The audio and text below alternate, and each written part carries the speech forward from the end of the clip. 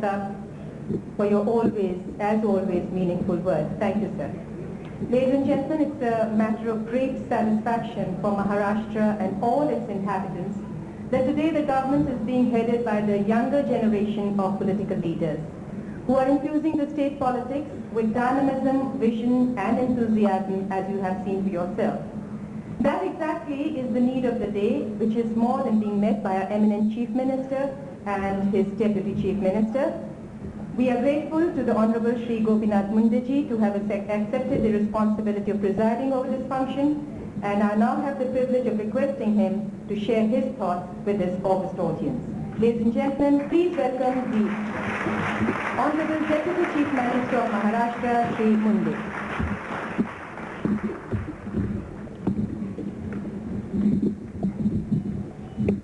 माननीय मुख्यमंत्री श्री मनोहर जोशी जी, मैं राष्ट्र भाषा में बोल रहा हूँ। नाना जी के भाषण के बाद मुझे भाषण देना, यानी डबल सेंचुरी निकालने के बाद में जो खिलाड़ी आता है उसकी जो हालत होगी वो मेरी हो गई है।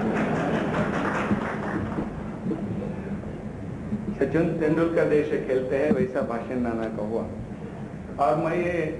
और दूसरी चिंता मेरे लिए ये है कि हम 3 घंटों से मंत्रालय में नहीं हैं। वहाँ अच्छा कारोबार चल रहा है, ये ठीक नहीं है, हमें वहाँ जल्दी जाना चाहिए। मैं नाना कृपानी जी का और उनके साथियों का अभिनंदन करता हूँ कि गत 12 सालों से इस कार्यक्रम को वो चला रहे हैं।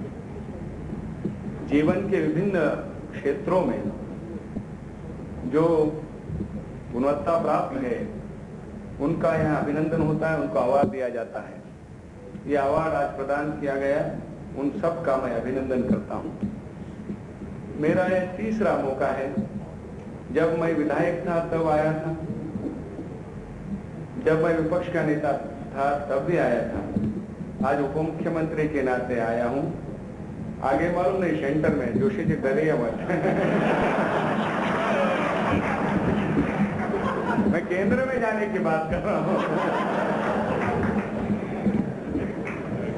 तो योगायोग अच्छा है कि जब भी मैं इस फंक्शन में आता हूँ तो मैंने देखा कि जनसभाओं की हमारी संख्या कम होती जा रही है, लेकिन यहाँ उपस्थिति कम नहीं होती जा रही।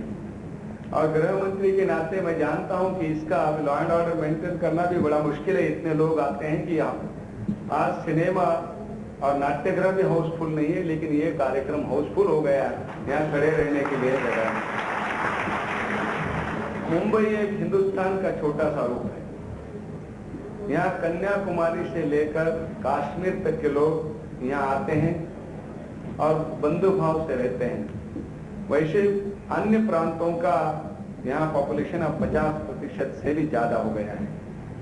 1 करोड़ की इस नगरी में अब ये जरूरत मैं भी महसूस कर रहा हूँ, और जिस जरूरत को प्रमोद नवलकर जी ने ठीक तरह से रखा कि ऐसे ऑडिटोरियम की, ऐसे सांस्कृतिक भवन की मुंबई में बहुत आवश्यकता है।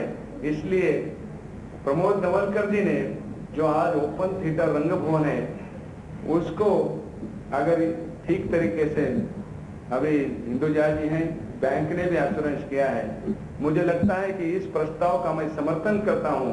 प्रमोद नवलकर जी ने प्रस्ताव रखा है, मैंने उसका समर्थन किया है। अब मुख्यमंत्री को खाली घोषणा करना बाकी रखा है। अब मैं जानता हूं कि नाना कृपानी जी ने प्रस्तावना में कहा कि 12 सालों से हर एक मंत्री यहाँ आता है और कहता है कि अगली साल ये फंक्शन ऐसे सांस्कृतिक भवन में होता था, लेकिन उस समय मंत्री आश्वासन देते थे, मुख्यमंत्री ने कभी आश्वासन नहीं दिया था। और आश्वासन देने के बाद, आश्वासन की पूर्ति न करने के बाद क्या होता है ये रामराव जी बता सकेंगे आपको। तो मुझे लगता है कि मुख्यमंत्री तो आश्वासन देंगे ही, लेकिन वो उस आश्वासन की भी पूर्ति करेंगे। और मुझे लगता है कि रंगभवन जैसी अच्छी कोई और जगह नहीं हो सकती।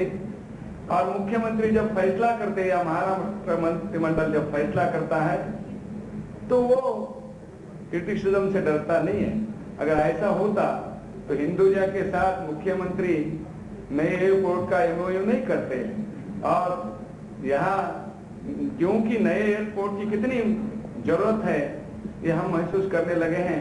और ऐसा एक क्रांतिकारी फैसला कि मुंबई नगरी के लिए काफी चीजें हैं जिनके बारे में महाराष्ट्र मंत्रिमंडल ने फैसला किया है, और मुझे लगता है कि मुख्यमंत्री जरूर इस बारे में घोषणा करेंगे।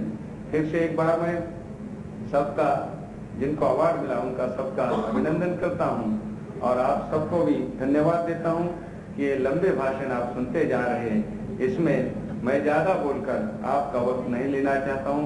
फिर से धन्यवाद देते हुए मेरी बात को खत्म करता हूं और मुख्यमंत्री हमारे प्रस्ताव का स्वीकार करें ऐसी अपेक्षा करता हूं। जय हिंद, जय भारत।